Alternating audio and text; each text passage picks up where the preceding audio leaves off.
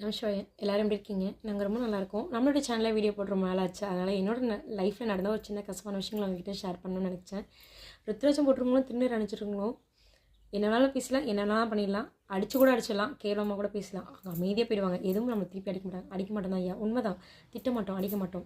ஆனால் நாங்கள் எதுவும் கேட்க மாட்டோம். எங்கள் அப்பா ஏன் சார் இருக்கான் பார்த்தீங்களா, அவன் கேட்குற கேள்விக்கும் கொடுக்குற பனிஷ்மெண்ட்டுக்கும் இப்படி தான் ஐயா நாங்கள் சிரிப்போம். ஏன்னா அப்படி கொடுப்பார் அவர் பனிஷ்மெண்ட்டை.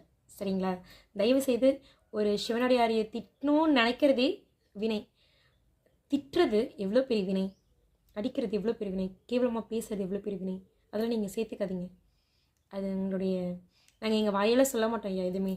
தயவுசெய்து சொல்கிறேன், யாரையும் எந்த வார்த்தையும் தவறுதலாக பேசாதீங்க. சிவனடியார் மட்டும் இல்லை, யாரையும் எந்த வார்த்தையும் தவறுதலாக பேசாதீங்க.